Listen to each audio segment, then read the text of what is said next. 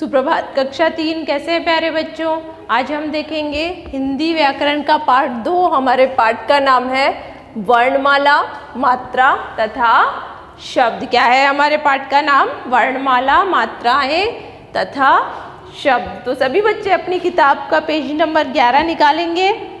हम चाहे घर में हो, स्कूल में हो या खेल के मैदान में हो, दिन भर आपस में बातें करते रहते हैं या सुनते रहते हैं। हम चाहे कहीं पे भी हो, अपने घर पे हो, अपने मम्मी पापा के पास हो या बाहर मैदान में अपने मित्रों के पास हो, क्या करते हैं? बातें करते हैं और सुनते हैं, एक दूसरे की बातें सुनते हैं और कहते हैं।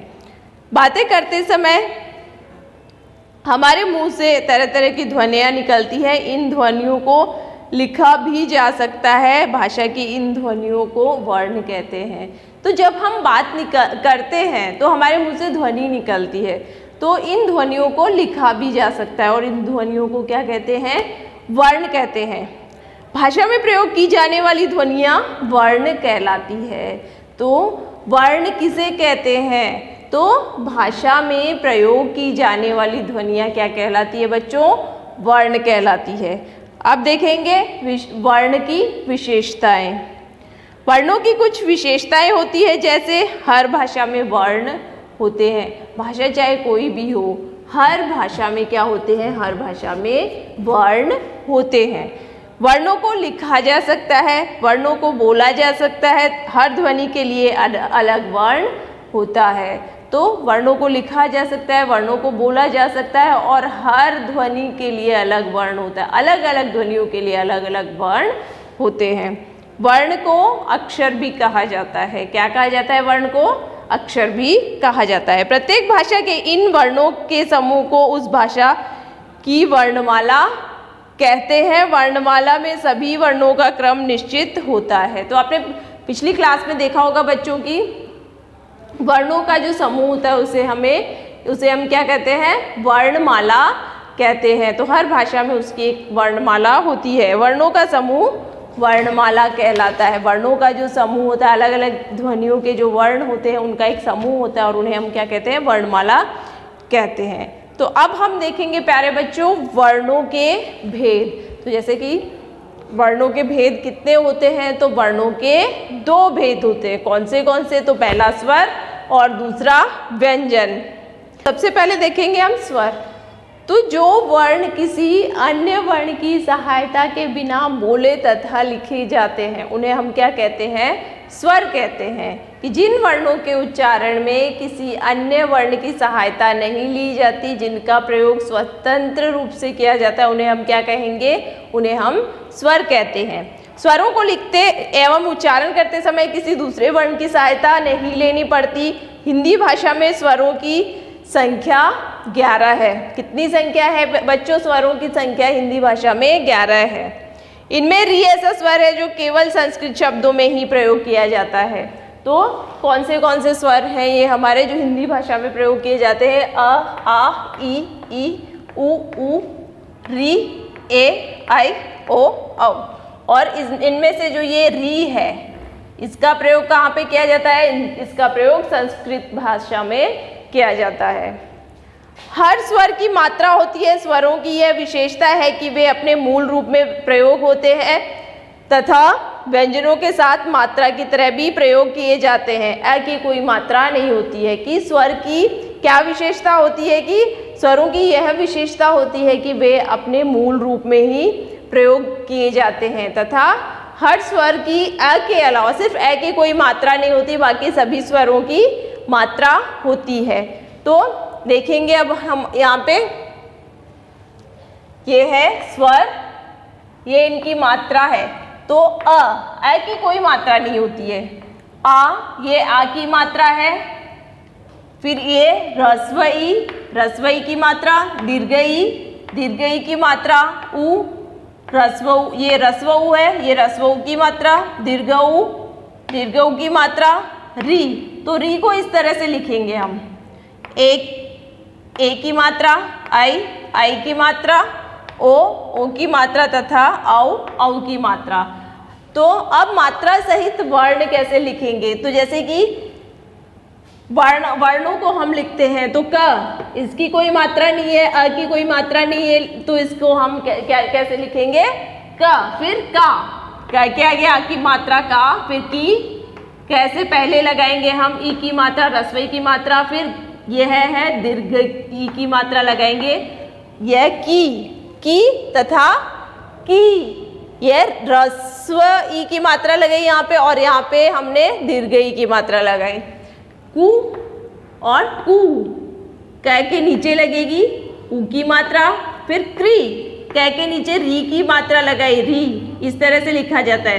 तो ये क्या हो गया? क्री। फिर है के ऊपर ए की मात्रा, के ऊपर आई की मात्रा, कई, क के आगे ओ की मात्रा को, और क के आगे औ की मात्रा कौ। तो इस तरह से हम लिखेंगे। अब सभी बच्चे किताब में ध्यान देंगे। मात्रा वाला शब्द, कम कब, कान काम, किताब किला, कील कीट, कुल कुछ, कूकना कूदना, कृषक कृपा, केला केश, कैसा कैमरा, कोयल कोमल, कौन तथा कौवा। तो ये हमने जैसे व्यंजन के आगे मात्रा लगाई और उनसे शब्द, मात्रा से शब्द कैसे बनाते हैं ये हमने देखे। व्यंजन और स्वर एक साथ आने पर स्वरों को मात्रा से दिखाया जाता है कि जब व्यंजन और स्वर दोनों एक साथ आए, यहाँ पे ये क्या है? ये क्या है? अब यहाँ पे स्वर आया, ये व्यंजन हो गया। अब इसमें जब स्वर आया तो स्वर को मात्रा के रूप में हमने दिखाया, तो ये क्या हो गया? का हो गया। ये क, ए की मात्रा ए तो मात्रा के रूप में स्वर आ गया, ए की मात्रा क, ए के, क्या हो गया? ये के, इस तरह से। फिर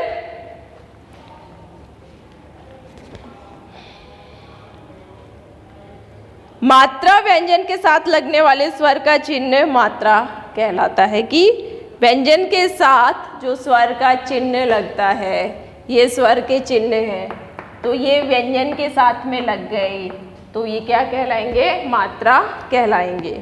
अब है ए के व्यंजन, ए के साथ व्यंजन तथा ए के बिना व्यंजन की। जब हम व्यंजन को लिखेंगे ए के साथ, तो ये क प्लस अ, ये क्या हो गया? क प्लस अ, क। लेकिन अब क को हम बिना ए के लिखेंगे तो ये इसकी घुंडी हटा दी जाएगी, ये आधा क हो गया ए के बिना क। वैसे ही फ भी इसी तरह से लिखा जाएगा। फिर द, तो द को ए के बिना कैसे लिखेंगे? तो इसके नीचे हलंत लगा दिया जाएगा। फिर च, तो इसकी पाई हटा दी जाएगी। त, इसकी पाई हटा दी जाएगी। अगर त को हम ए के बिना लिखेंगे तो उसकी पाई हटा दी जाएगी। फिर छ को ए के बिना लिखेंगे, छ प्लस ये छ अ, तो अब इसका अ हटा दिया हमने, तो ये क्या हो गया? यहाँ पे हमने हलंत लगाया, तो अ के बिना छ को इस तरह से लिखेंगे हम।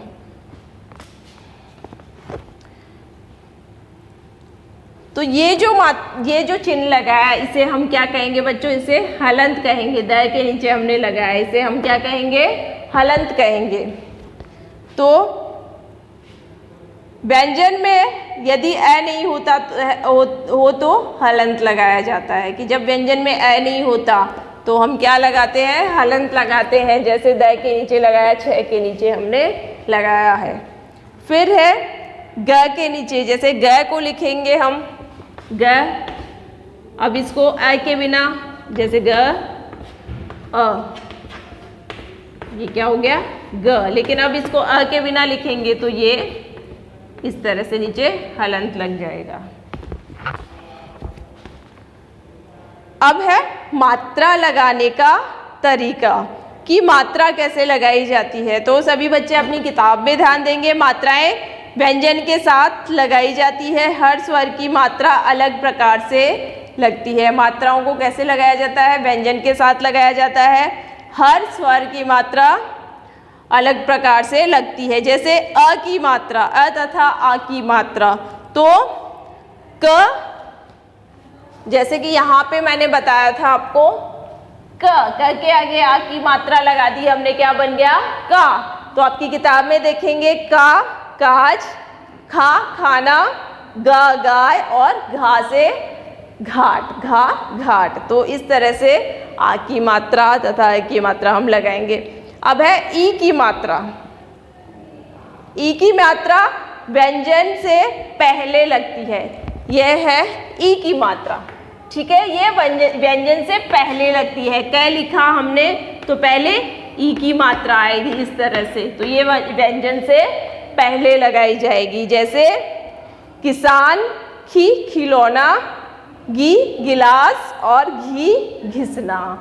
फिर आगे है दीर्घ ई की मात्रा। दीर्घ ई की मात्रा जो है व्यंजन के बाद में लगाई जाएगी। जैसे यहाँ पे क लिखा और ई की मात्रा, तो व्यंजन के बाद में लगाई गई, ये दीर्घ ई की मात्रा है और इसको इस तरह से लगाया जाएगा। जैसे कीट, खीर, गीता और घिया। फिर है ऊ की मात्रा। ऊ ह्रस्व ऊ तथा दीर्घ ऊ की मात्रा। ऊ तथा ऊ की मात्राएं व्यंजन के नीचे लगती है, र में मात्राएं व्यंजन के मध्य में लगती है। तो ऊ ह्रस्व ऊ तथा दीर्घ ऊ, ये ह्रस्व ऊ है और ये दीर्घ ऊ है। इन दोनों की मात्राएं ये हो गई। ये कहाँ पे लगेगी? व्यंजन के नीचे। यह क के नीचे ऊ की मात्रा तथा ये क के नीचे दीर्घ ऊ की मात्रा। ठीक है, इस तरह से लगेंगी। तो जैसे कि कुटी, खुरपा, गुच्छा, घुटना। और दीर्घ ऊ की मात्रा है तो कूदना, खून, गूलर तथा घूमना। फिर र में कैसे लगेगी? तो र में जो है मात्रा र के मध्य में लगेगी। जैसे कि यह र है तो इसमें मात्रा इस तरह से लगेगी। जैसे हमने रुपया लिखा, रुपया। ठीक है, तो इस तरह से लिखा जाएगा। तो रुपया, रुई, गुरु, रुमाल, रूप तथा अमरूद। तो इस तरह से र में मात्रा लगेगी। किताब में भी, आपकी किताब में दिया हुआ है बच्चों, देखेंगे यहाँ पे कि रुपया, रुई और गुरु, रूप, रुमाल तथा अमरूद। इस तरह से। अब है री की मात्रा। री की मात्रा व्यंजन के नीचे लगती है। जैसे कि री, ये क्या है? री की मात्रा। ये कहाँ पे लगेगी? व्यंजन के नीचे। यहाँ पे क्री लिखा हमने, क के नीचे री की मात्रा क्री। ठीक है, तो जैसे किताब में देखेंगे सभी बच्चे, कृषक, वृक्ष, गृह और घृत। तो क के नीचे री की मात्रा लगी कृषक, व के नीचे री की मात्रा लगी वृक्ष, ग के नीचे री की मात्रा गृह तथा घ के नीचे री की मात्रा घृत। अब है ए तथा आई की मात्रा। ये दोनों मात्राएं कहाँ लगती है? व्यंजन के ऊपर। ये है ए की मात्रा तथा ये है आई की मात्रा। तो यहाँ पे व्यंजन के ऊपर मैंने के की मात्रा, ए की मात्रा क के ऊपर, आई की मात्रा के ऊपर। तो ये कहाँ पे लगती है? व्यंजन के ऊपर। ये के की मात्रा हो गई और कई की मात्रा हो गई। तो ये कहाँ पे लगती है? व्यंजन के ऊपर लगती है। जैसे केश, खेत, गेहूं, घेरना, कैदी, खैरात, गैस तथा भैया। तो ये हमने के तथा ए तथा आई की मात्रा देखी। अब है ओ तथा औ की मात्रा। ओ तथा औ की मात्राएं व्यंजन के बाद में तथा ऊपर लगती है। तो ओ तथा औ की मात्रा, ओ तथा औ की मात्रा कैसे लगती है? ओ की मात्रा तथा औ की मात्रा। तो ये दोनों कहाँ पे लगती है?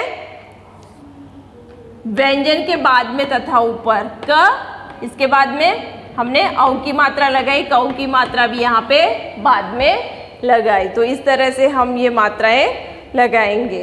तो को तो कोट, खो खोज, गो गोभी, घो घोड़ा। फिर है कौ कौवा, खौ खौला, गौ गौरी तथा मऊ मौका। अब है अनुस्वार तथा अनुनासिक। तो अनुस्वार, अनुस्वार कहाँ पे लगाएंगे हम बच्चों? शिरोरेखा के ऊपर, इस तरह से अनुस्वार कहाँ पे लगता है? शिरोरेखा के ऊपर। तो यह अनुस्वार कहलाता है, इसे बिंदी की तरह लगाते हैं। इसमें स्वर तथा व्यंजन दोनों के गुण होते हैं। तो ये कहाँ पे लगता है? शिरोरेखा के ऊपर लगता है, इसको बिंदी की तरह लगाते हैं। इसमें स्वर तथा व्यंजन दोनों के गुण होते हैं, जैसे कंठ, खंबा, गंगा तथा घंटा। तो क के ऊपर लगाया तो ये कंठ, फिर है खंभा, ठीक है, इस तरह से ये ऊपर लगेगा, व्यंजन के ऊपर अनुस्वार लगाएंगे। अब है अनुनासिक। अनुनासिक कैसे? शिरोरेखा के ऊपर इस तरह से बिंदी लगाएंगे हम, ठीक है बच्चों, ये शिरोरेखा के ऊपर बिंदी लगाएंगे। जैसे कि यह स्वर के गुण वाला है, यह व्यंजन के साथ लगता है, यह अनुनासिक कहलाता है। इसे चंद्र बिंदु की तरह लगाया जाता है। तो अनुनासिक जो है, अनुनासिक क्या है? स्वर के गुण वाला है तथा व्यंजन के साथ लगता है। और इसे कैसे लगाते हैं? चंद्र बिंदु, आधा चांद बनाते हैं, आधा चंद्र बनाते हैं, फिर उसके ऊपर एक बिंदी लगा देते हैं, तो ये हमारा चंद्र बिंदु हो गया। अब कैसे लिखेंगे? तो कांटा, खांसी, गांव तथा चांद। तो यह कांटा, ठीक है, ऊपर के ऊपर लगा कांटा, और फिर खांसी, फिर गांव तथा चांद। फिर विसर्ग। विसर्ग कैसे लगाएंगे? विसर्ग का चिन्ह जो होता है, इस तरह से दो बिंदी लगाते हैं हम। क्या करते हैं विसर्ग में? इस तरह से दो बिंदी लगाते हैं, तो इसे विसर्ग कहते हैं। इसे व्यंजन के बाद लगाया जाता है। इसका उच्चारण ए के योग से होता है, यह अयोगवा कहलाता है। यह संस्कृत शब्दों में प्रयोग किया जाता है। तो इसको क्या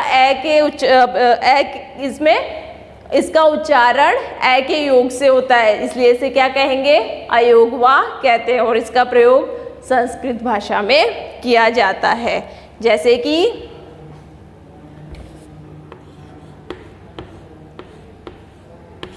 प्रातः, फिर दुख तथा नमः।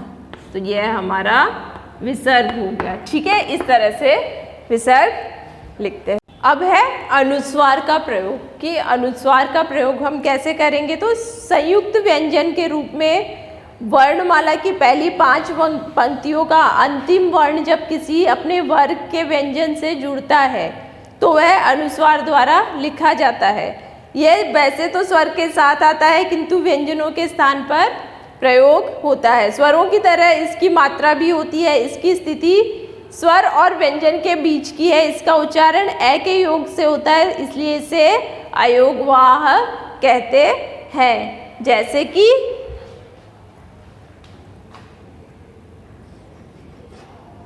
मंदिर,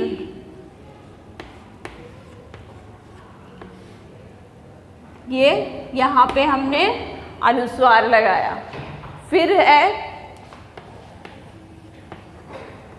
संतरा तथा बंदर, फिर अंधा, अंधा, इस तरह से इसका प्रयोग किया जाता है। आगे है अनुस्वार अनुनासिक। अनुनासिक का प्रयोग यह शिरोरेखा के ऊपर लगता है। तो ये हमारी शिरोरेखा होती है, यहाँ पे अनुनासिक लगता है और ये आधा चंद्र बनाते हैं हम, फिर इसके ऊपर बिंदी लगाते हैं, तो ये हमारा चंद्र बिंदु हो गया। ये शिरोरेखा के ऊपर लगता है, जैसे 5 दांत, 5, ये शिरोरेखा है हमारी, इसके ऊपर हमने लगाया चंद्र बिंदु। फिर है दांत। ठीक है, इस तरह से इसको लिखा जाता है। यदि शिरोरेखा के ऊपर मात्रा आए तो अनुनासिक चंद्र बिंदु के स्थान पर अनुस्वार का प्रयोग किया जाता है। कि यदि शिरोरेखा के ऊपर कोई मात्रा आए तो वहाँ पे हम किसका प्रयोग करेंगे? वहाँ पे हम चंद्र बिंदु की जगह अनुस्वार का प्रयोग करेंगे। जैसे कि किताब में देखेंगे सभी बच्चे में, ईंट, क्यों और है। तो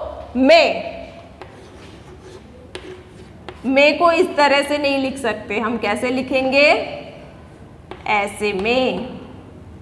फिर ईंट, इसको भी ऐसे नहीं लिख सकते, हम कैसे लिखेंगे?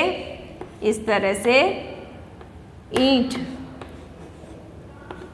ईंट ऐसे।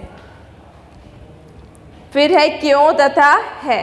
अब अनुस्वार तथा अनुनासिक में अंतर। तो अनुस्वार तथा अनुनासिक में अंतर क्या होता है ये देखेंगे हम। कि अनुस्वार तथा अनुनासिक में अंतर होता है, इनका उच्चारण अलग अलग होता है। अनुस्वार अपने मूल उच्चारण में नासिक से बोला जाता है। अनुस्वार जो है उसको कैसे बोलते हैं हम? नासिक से, हमारे नाक से उसका उच्चारण होता है। जबकि अनुनासिक स्वरों के उच्चारण में हवा नाक तथा मुंह दोनों से बाहर आती है। लेकिन जब अनुनासिक का स्वरों का उच्चारण जब हम करते हैं तो हवा नाक तथा मुंह दोनों से बाहर आती है। जैसे कि अनुस्वार का प्रयोग करेंगे हम। अंदर मंदिर, बंदर, पंडित, कंबल, अंगूर। तो अंदर तो हमने नाक से प्रयोग किया, नाक से इसका उच्चारण होता है। फिर है अनुनासिक का प्रयोग। दांत, पहुँचेंगे, आँख, यहाँ, 5 और जाएंगे। तो दांत जैसे हमने उच्चारण किया तो हवा हमारे नाक तथा मुंह से बाहर निकलती है। तो अनुनासिक और अनुस्वार में ये अंतर होता है। अनुनासिक का प्रयोग, अनुस्वार का प्रयोग जब हम उच्चारण जब हम करते हैं तो हम कैसे बोलते हैं? नाक से आवाज़ निकलती है, नाक से बोलते हैं। ठीक है, मंदिर, मंदिर न से आवाज़ निकलती है। लेकिन जैसे कि मैंने दांत तो हवा मुंह तथा नाक से बाहर निकलती है। तो क्या वो है? अनुस्वार और अनुनासिक में ये फर्क होता है। कुछ स्थानों पर अनुनासिक के स्थान पर अनुस्वार लगाने से शब्द का अर्थ बदल जाता है। कि जैसे हमने हंस लिखा और हंस, तो सिर्फ ये यहाँ पे भेद क्या है दोनों में? कि यहाँ पे मैंने बिंदी लगाई है और यहाँ पे चंद्र बिंदु लगाया है। तो यहाँ पे अनुस्वार और अनुनासिक का फर्क है, लेकिन दोनों का अर्थ बदल जाता है। हंस पक्षी का नाम है और हंस नाक से बोला मैंने हंस, और हंस हवा निकली ना मुंह और नाक से दोनों से बाहर, हंस। तो ये हंसना, हंस मतलब हंसना और हंस मतलब पक्षी, ये फर्क दोनों में है। अब स्वरों का प्रयोग। तो स्वरों का प्रयोग दो प्रकार से किया जाता है, एक मूल रूप में और दूसरा मात्रा के रूप में, जो कि पहले अभी मैंने बताया आपको कि मूल रूप में भी लिख के बताया और मात्रा के रूप में भी लिख के बताया था।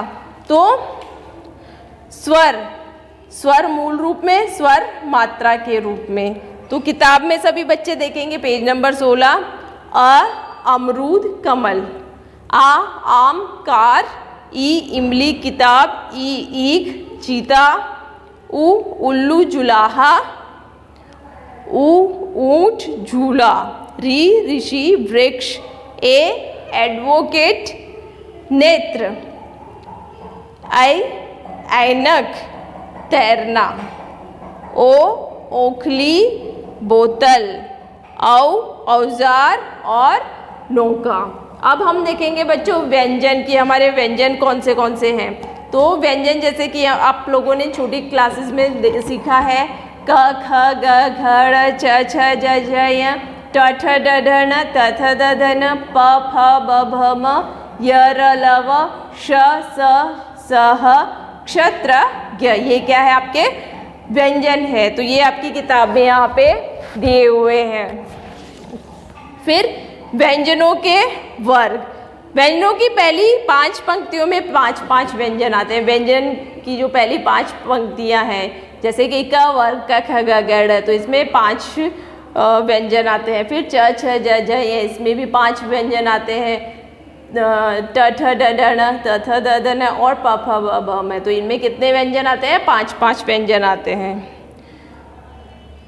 तो फिर है व्यंजनों की पहली 5 पंक्तियों में 5 व्यंजन आते हैं। ये व्यंजन वर्ग कहलाते हैं, जैसे कि क वर्ग, च वर्ग, ट वर्ग, त वर्ग तथा प वर्ग। हर पंक्ति का पहला व्यंजन वर्ग के नाम में आता है। अब है अंतस्थ वर्ग में य र ल व तथा ऊष्म वर्ग में श स स ह आते हैं।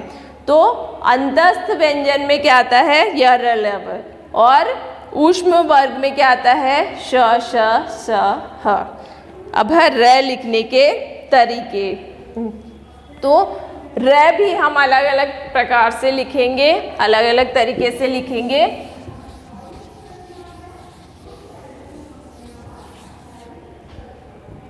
तो र असहित, असहित र कैसे लिखेंगे? ये जो र है हमारा असहित र है कि सोमवार, रमजान, राजसी।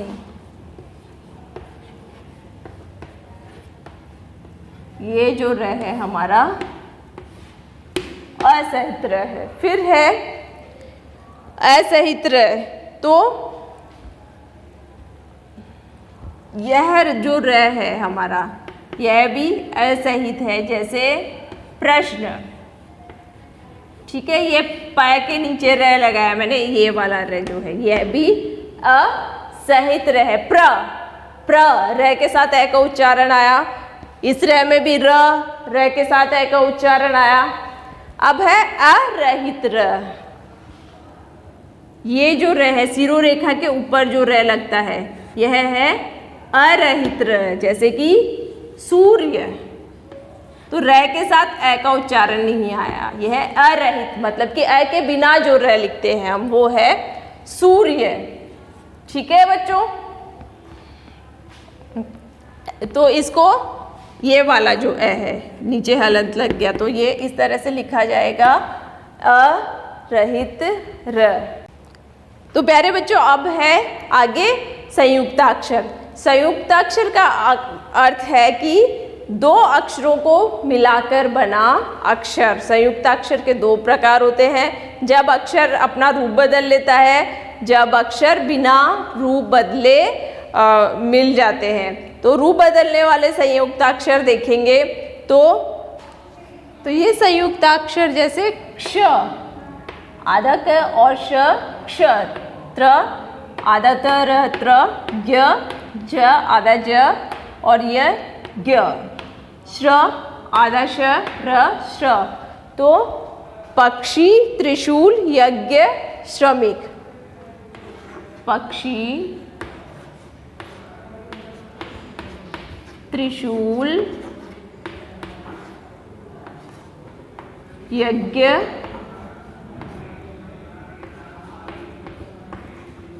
श्रमिक। तो ये जैसे हमारे संयुक्ताक्षर है क्ष, आधा क, श, क्ष, पक्षी। त्र, तो आधा त और र, ये त अगर इसको हम इस तरह से लिखेंगे तो इसका रूप बदल जाता है, आधा त और र। त्रिशूल, ज्ञ, तो आधा ज और य, यज्ञ। श्र, आधा श और र, श्रमिक। श्र, तो आधा श और र को मिला के क्या बना? श्र, श्रमिक। ठीक है, तो ये इस तरह से है। फिर हम देखेंगे रूप न बदलने वाले संयुक्ताक्षर। रूप न बदलने वाले संयुक्ताक्षर कौन से हैं बच्चों? तो जैसे कि ये द और द, आधा द और नीचे हलंत लगाया और पूरा द, कद्दू। तो इस द को जब हम आधा लिखेंगे तो भी ये वैसा का वैसा ही रहेगा, इसी तरह से इसको लिखा जाएगा। तो आधा द और पूरा द शब्द क्या बना? कद्दू। फिर है आधा ट, पूरा ट,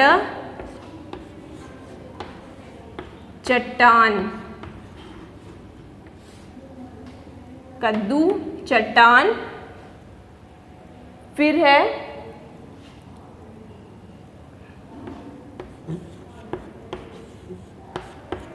गद्दी,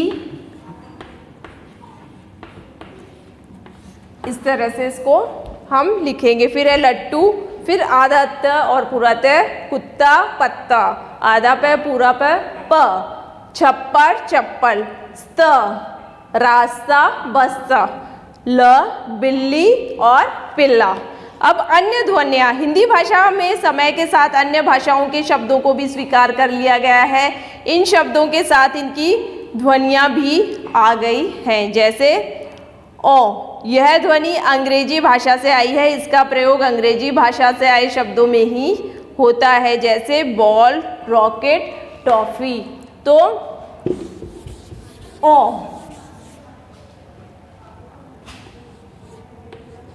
इस तरह से लिखा जाता है, ये ऐसे लगता है। इस पे आपको बिंदी नहीं लगानी, नहीं तो ये चंद्र बिंदु हो जाएगा। हमें सिर्फ आधे चंद्र की तरह इसको लिखना होता है, तो इसका उच्चारण क्या होगा? ओ, जैसे कि बॉल, बॉल लिखना है तो हम ऐसे लिखेंगे, ठीक है। फिर टॉफी, चॉकलेट और रॉकेट। शब्द, हम अपनी बातें शब्दों द्वारा करते हैं। वर्णमाला के वर्णों को मिलने से शब्द बनते हैं, जैसे क, म, ल, कमल। ये वर्ण, 3 वर्णों को मिला के शब्द बना, ये 3 वर्णों को मिला के शब्द क्या बना? कमल। अब कमल का नाम सुनते ही हमारे मन में क्या आता है? सुंदर सा फूल। तो इसका एक अर्थ निकल के आता है कमल मतलब कि सुंदर फूल। कमल का नाम सुनते ही हमारे मन में फूल का चित्र उभरता है। कमल एक शब्द है, इस शब्द में 2 बातें हैं, वर्णों का मेल तथा अर्थ। पहला है वर्णों का मेल, दूसरा है अर्थ। ये 2 बातें इसमें है।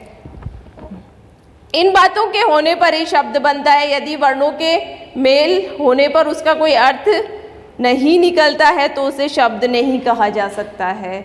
कि अगर वर्णों के मेल से उसका कोई अर्थ नहीं निकलता है तो उसे शब्द नहीं कहा जाता है। जैसे कि लकम, मकल और मलक। लकम का कोई अर्थ नहीं निकल के आता, वर्णों का मेल तो है लेकिन उसका कोई अर्थ ही नहीं निकल के आता है, तो इसे शब्द नहीं कहा जाता। ये केवल वर्णों के मेल है, ये शब्द नहीं है। शब्द वर्णों का वह मेल है जिसका कोई अर्थ होता है। तो शब्द क्या है? वर्णों का वह मेल है जिसका कोई अर्थ होता है। अगर वर्णों का मेल है लेकिन उसका अर्थ नहीं है तो वह शब्द नहीं है।